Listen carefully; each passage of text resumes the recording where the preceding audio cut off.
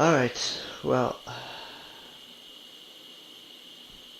that AEW media scrum for Revolution I thought was going to be more newsworthy of an event, but Australians don't know how to ask real questions. Yeah, I hope you enjoyed my AEW Revolution coverage. I did it in two parts because there was no way I was staying up that late. Um, yeah, so now we're gonna do the AEW Revolution review, and what a show, what a pay-per-view.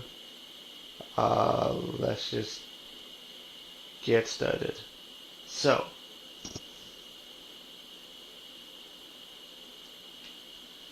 I will be doing the 0 hour since I watched the 0 hour too. So, boom and doom.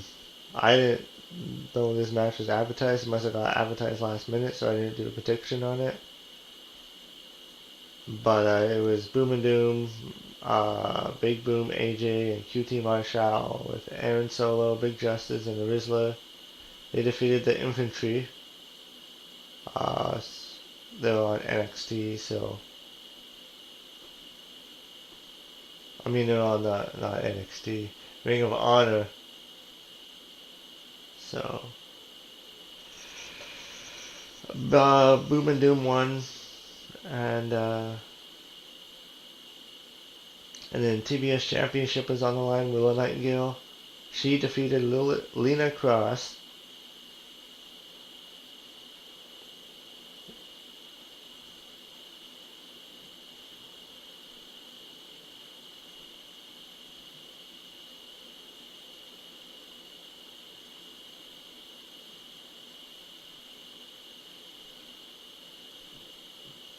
So, oh yeah, and then then there's the 21-man battle royal for the national championship. Um, Revolution, the match went into the Revolution show. So then when they did the opening fireworks and everything else, the match was still going on in the ring. They did that a few other times.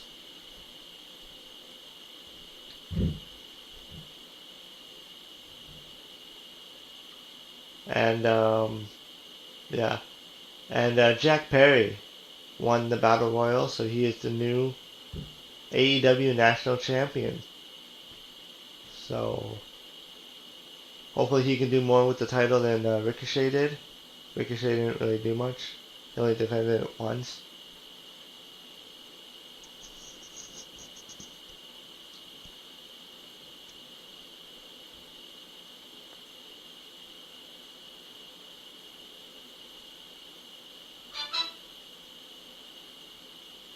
And then Jack Perry celebrated his title win with his mom and sister. Jack also looked to the heavens to salute his late father, Luke Perry, Excalibur. My prediction was way off, so I thought maybe Bobby Lashley was going to come back and get the title, but Jack Perry won. I didn't know who was all going to be in that match, so. So then the first opening match to open up Revolution officially was the Tag Team Championships. Dax Wheeler, Cash Wheeler, and Dax Hardwood versus the Young Bucks. The Young Bucks and their family. They did the Young Bucks came in with their family to do the entrance, and they were sitting near ringside, so I predicted that FTR was going to win. I think. I'll have to look back at my predictions. But, I should write down these predictions.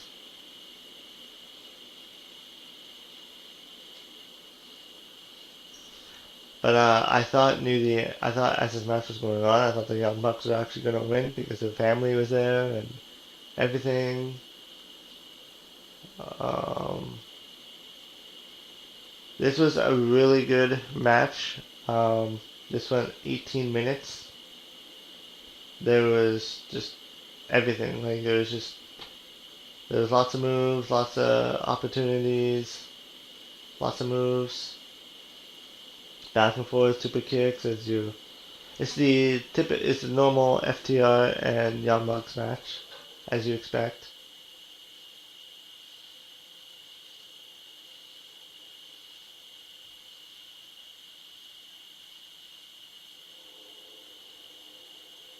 And yeah, and then what happened after the match makes sense as to why they didn't win the titles. So AEW likes to do the lights out. So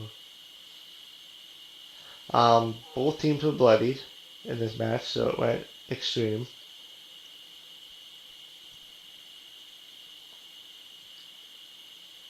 After the match, the lights went out, and when they came back, the rated R superstar Adam Copeland made his entrance for his return after being out for several months. And then Christian Cage's music hits. He went into the ring behind FTR. Christian sprayed something in Dax's eyes, and Cope hit a spear on Cash. Stoke was back on his feet in the ring, hoping they wouldn't beat him. Christian hit a kill switch on Stokes. Cope tossed Stoke out of the ring. And then Copeland and Cage held up the World Tag Team titles.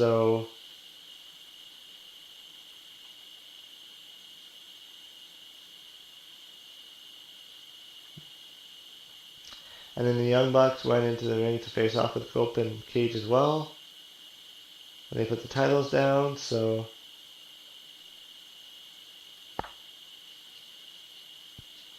it looks like Edge and Christian are going to be going after the tag titles.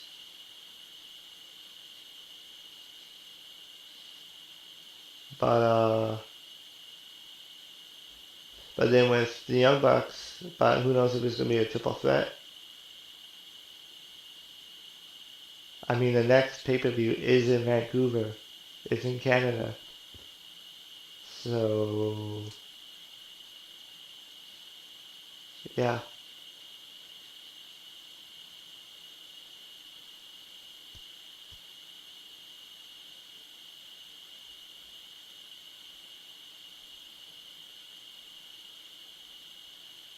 Next match was Timeless Tony Storm versus Marina Shafir. Everybody was banned from ringside. This match wasn't the greatest match that Tony Storm had, but it was with Marina Shafir.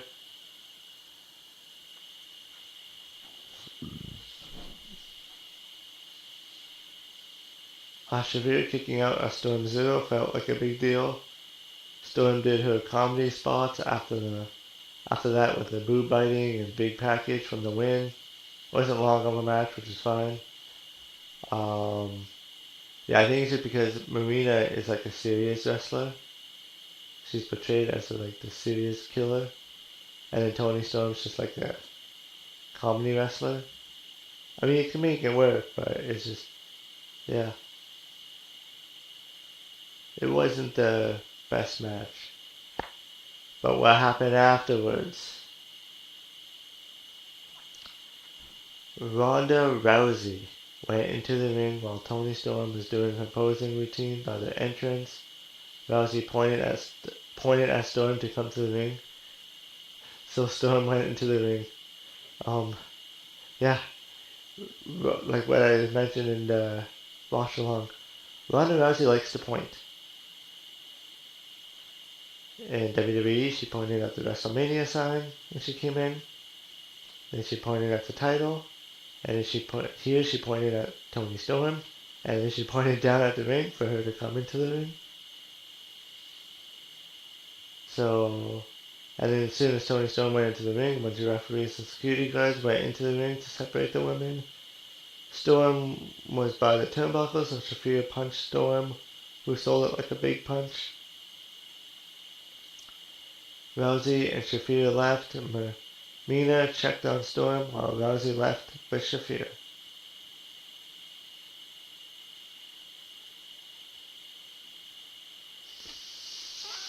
I mean, Ronda Rousey has competed in a Ring of Honor, I think that one match, and then And then she posted a big rant how she was done with wrestling and everything else, but here she is. Ronda Rousey in 2026. Oh boy.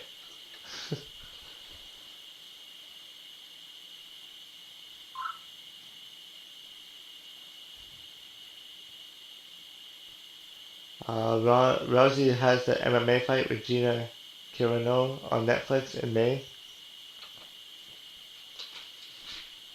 So, so she could be getting back into pro wrestling with her friend Shafir.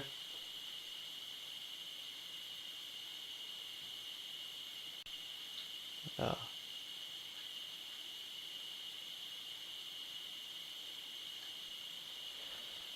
Next was John Moxley versus Tateshka. This was also a really good match. It's a typical John Moxley match at this point. This match went 24 minutes. Um, I was really tired at this point when I watched the match. Like, yeah.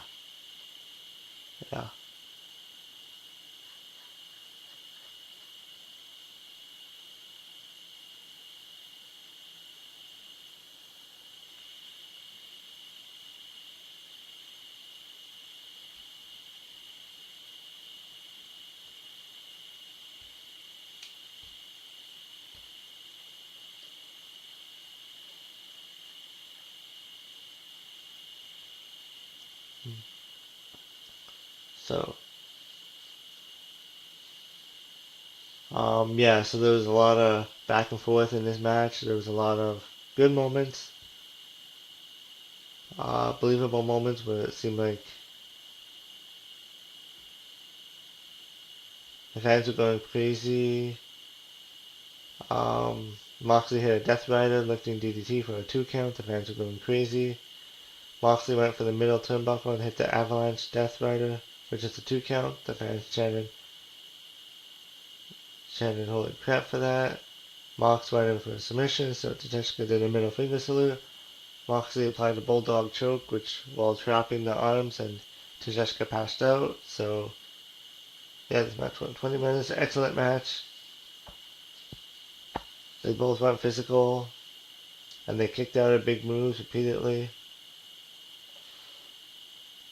And then I predicted John Moxley was going to win, and he won. And in the other match, I predicted Tony was going to win.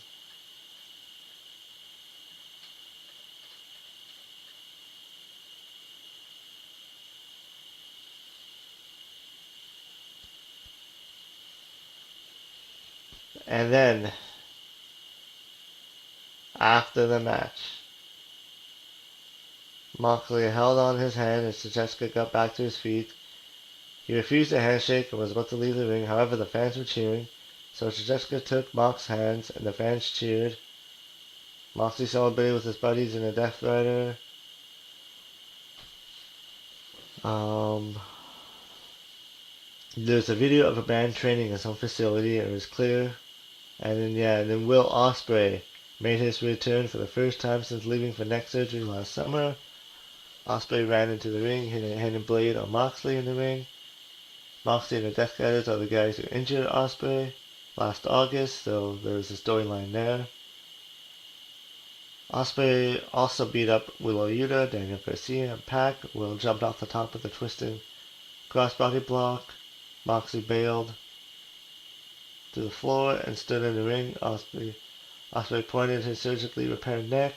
The fans loved singing Will Ospreay, and they were singing along with the song. So, if Moxley's supposed to be a face, I mean, he's been acting like a real babyface lately. And with Will Ospreay coming back,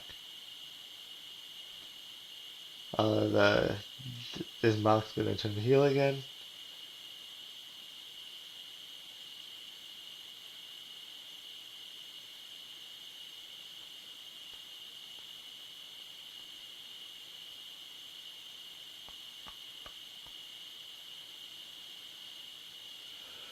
So, so the next match was a very disappointing match. The Babes of Wrath versus Divine Dominant. This match went 5 minutes. Bane hit a jumping clothesline on Willow. Bane and Cross hit a double choke slam on Willow for the pinfall win.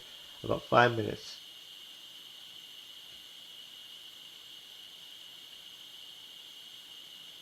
The titles were probably most likely going to go to Bane and Penelope Ford in the match when Ford got hurt. So the crowd didn't seem to care too much about this since they barely reacted to the match. Well, yeah, because Lena Cross just kind of came in and stepped in. I think fans would have loved to see Penelope Ford get the title, but injury happens, and I would have loved this match to go longer. Like that made the Babes of Wrath look weak. Like I said yesterday, Willow Nightingale always wins with the roll up. Like treat her like a big star, please.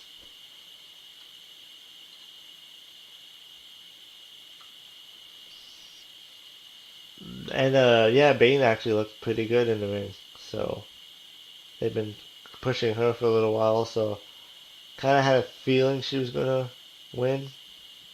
So what's next for the Babes of Wrath, or if Harley Cameron's gonna do her singles run? I mean, she's over.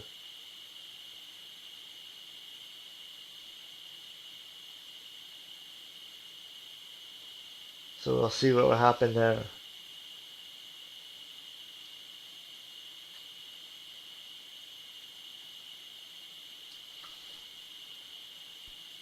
So this next match was great, but I was expecting it to be better. Swerve Strickland versus Brody King. I thought this match was going to be like the match of the night. Oh yeah, so I got prediction wrong because I thought Dave's Wrath were going to win. So, um, so Swerve Strickland. This match went 14 minutes. It was a usual great pay-per-view match, but it was not an epic match like Swerve's best.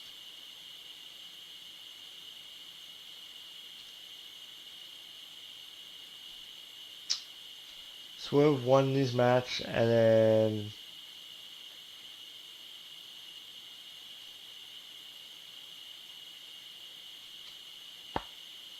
then after the match, Prince Nana brought a cinder block into the ring and led to Kenny Omega's return. So lots of returns on this show.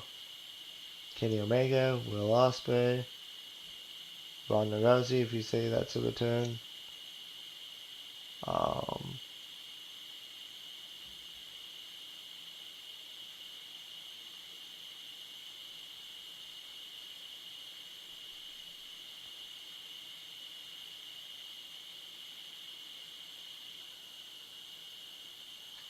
so I really liked this next match. It was 2 out of 3 falls. Thekla versus Chris Statlander. My only thing was that when you look at a 2 out of 3 falls match, you kind of think, oh, so there's gonna be different stipulations. There wasn't really much of a stipulations. It was just a normal match.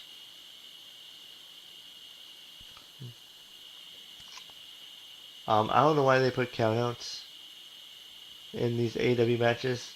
Like,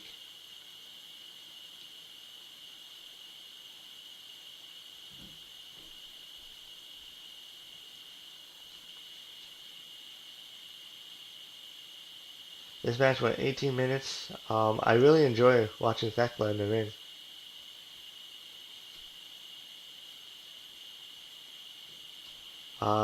Yeah, so the match was like, so Chris Thekla got the first pinfall win.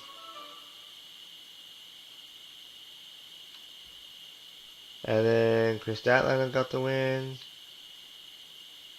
And then Then he did the referee's bump where the referee got out of the ring. Thekla took the belt off a referee turnout, or to use it as a leather belt as a weapon. Chris pushed Thekla and Chris used the leather belt to whip Thekla's body. Chris hit the Sunday Night Fever again, but nobody was there to count the fall. Julia and Sky Blue went into the ring to support Thekla. Chris fought them off and hit a double clothesline. Turner was back in the ring complaining about his belt being taken off. And he took the belt from Chris. Thekla hit a spear and a stomp.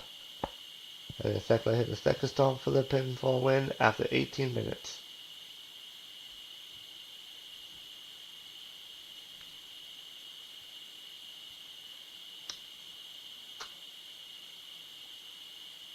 The crowd didn't seem to care. Um,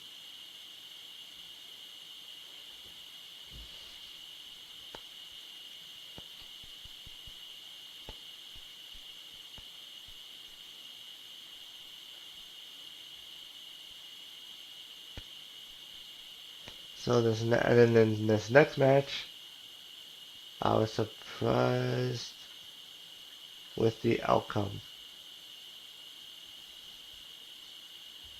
Don Callis family, Okada, Kyle Fletcher, Mark Davis versus Mystico, Jet Speed, Kevin Knight, and Speedball Mike Bailey. This match went 18 minutes. It was a really good match, really good tag team match.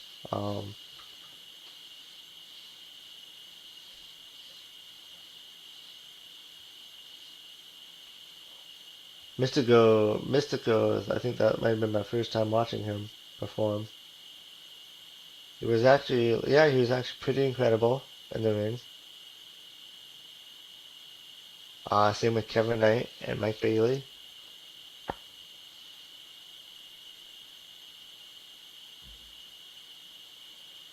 And yeah, the winners are the new trios champions: Mystico, Jet Speed, Kevin Knight, and Speedball Mike Bailey.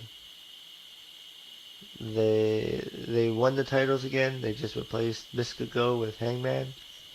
So that was a very short title reign for the Don Callis family, which I was kind of surprised about.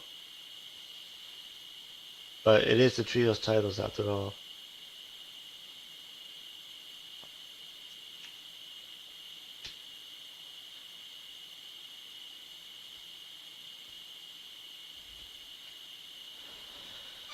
The team of Bailey, Knight, and Mystico celebrated as the new trios champion. A graphic was shown on screen to say that Mystico is now all elite, which means he's going to be in AEW more often. Well, he should be if he's a champion. Excalibur said that Mystico is signed with CMLL, but also with AEW. So there you have it.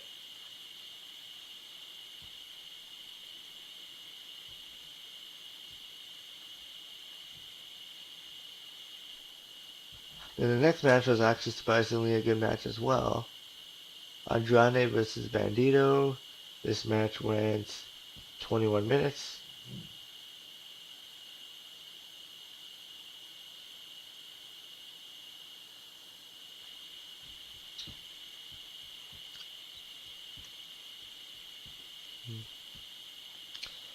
Actually, Andrade's gimmick is actually works pretty well with him, like taking pictures with the ladies in the crowd and everything else. Yeah, it actually works on him. So I'm kind of actually kind of like this Andrade character. It's better than the Andrade character we had over the years.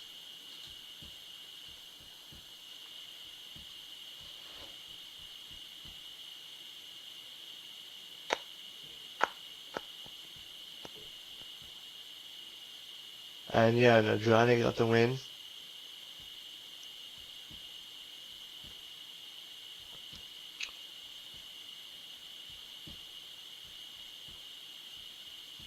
It makes sense that Andrade got the win.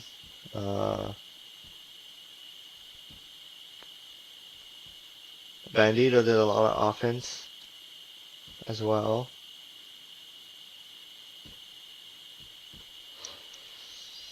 And yeah, and I think this is Andrade's redemption story. So this next match was the Tornado Trios match. The Dogs versus Orange Cassidy, Darby Allin, Roderick Strong. And this match is everything that you expect it to be. But at this point I was like, oh, the matches just keep coming.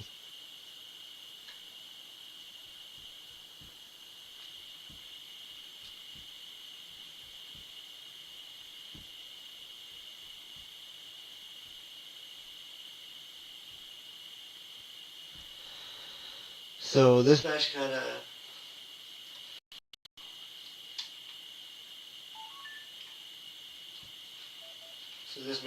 told a story near the end with Gabe Kidd, Darby Allin, Gabe Kidd, Darby Allin zip tied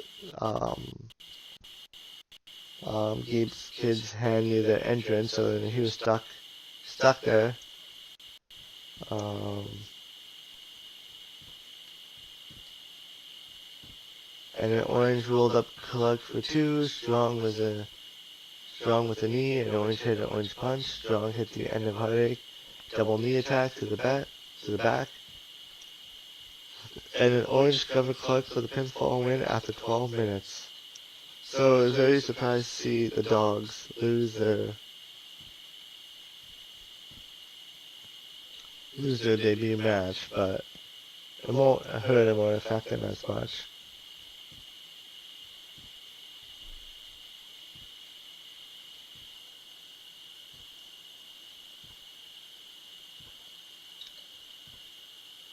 Allin took the most bumps. He was the most fun guy to watch. But I think they lost just because it sets up a match. They set up a match on Dynamite in the post show, the media scrum. Gabe Kidd would be facing Darby Allin in a coffin match. So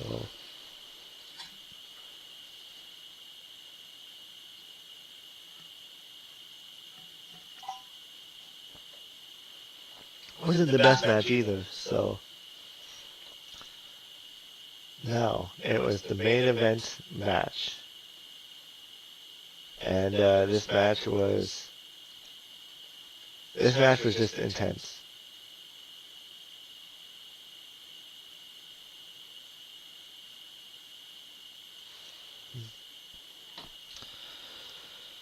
There was barbed wire, there was tables.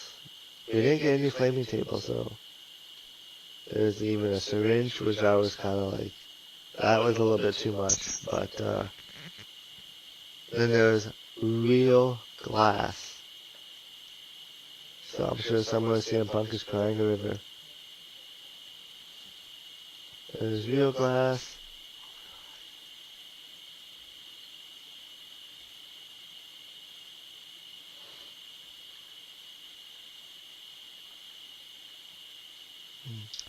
And this went, let's see the time.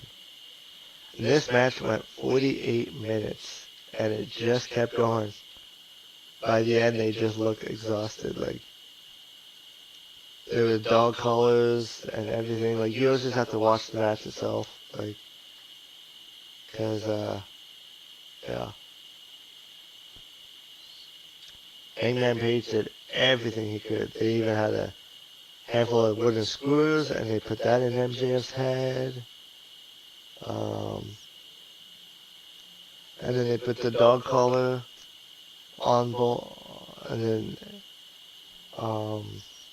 Hangman Page put the barbed collar on MJF, and then Hangman put it on the others, on him too. And there's a lot of near falls where it was like, where they just got up at 9 at the last second, so it made it seem like there's times where I actually thought I kind of wanted Hangman Page to win because you kind of felt sorry for him for going through all that, but they told a story here.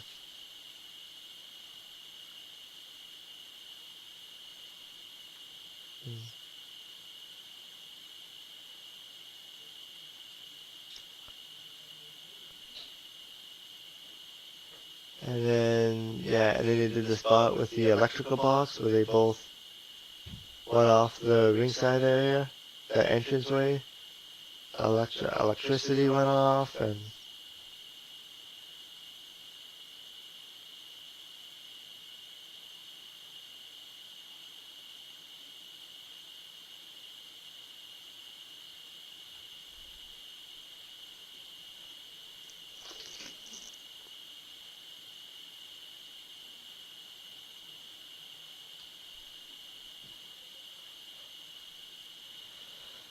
so this pay-per-view went 4.5 hours.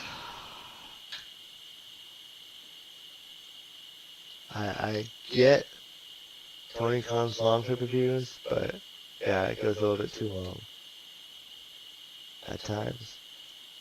And then this match had like everything in it. So the good match, there wasn't really any bad. Like the only bad I'm gonna say is the Willow Nightingale, the tag team match, the women's one. Like I'm not upset about the outcome. It's just that it was short. I really enjoyed Thekla and Chris Statlander match. I'm just a really big fan of Thekla and her character. The tag team match was alright. But I would say the good would probably be the MJF and the Hangman Page because of the story they told. I'm not so much of a fan of the hardcore stuff, but it's good to an extent. But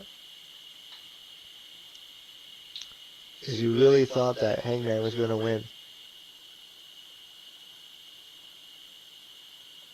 And then, yeah, so near the end of that match, MJF, Page looked like he was about passing out and he was collapsed to the floor. Or, actually back it up a bit. Page went to the apron and MJF hit him with a forearm to the face. MJF choked Page with the chain, and Tony Schiavone thinks that MJF hit him with the Dynamite Diamond ring. MJF did have the ring on his pinky. Page looked like he was passing out, and he collapsed to the floor. As he was passed out, the referee counted to 10, and Page was out, so MJF got the win. And then after the match, they put Page on a stretcher while Page was selling like he was knocked out. MJF got the dog collar taken off of him, and MJF posed on top of an injured Hangman. So, MJF had a run to AEW.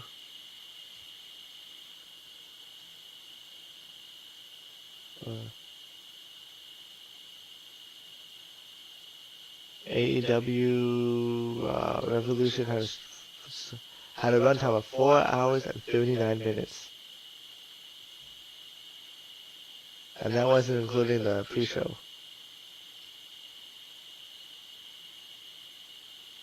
If you count the 0 hour, it would be 5 hours and 39 minutes. So it was 11:39 when it ended.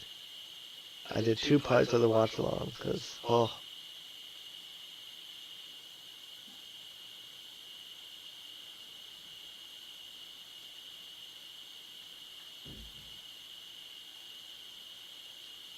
So, yeah, there wasn't really any ugly in this match and this pay-per-view, so it was just good and the bad. So yeah, so that's my review for Revolution. Like I said, you have to watch it and see. But it was a good pay-per-view. If you have like 5 hours to kill, go ahead watch it. You can probably skip through a lot of it with the entrances and everything else, but yeah, AEW puts on top-notch pay-per-views, so I thought this was a well-done pay-per-view, especially with the ending. It just really got your emotions going, so, which is what they should be doing. And yeah, I'm excited to see what will happen now, where Hangman's gonna go from here. And yeah, and MJF could challenge like a lot of people at this point.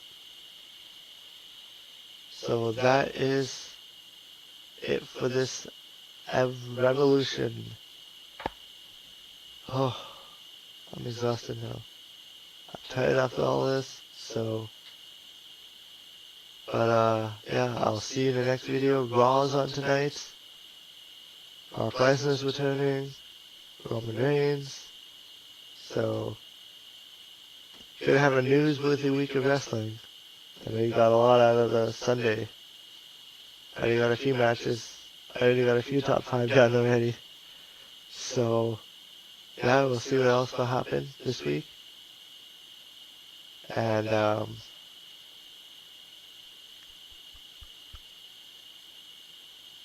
yeah. This would have been the perfect week to stream next weekend, but, yeah. I don't think it'll be happening. But yeah, until then, I'll see you in the next video.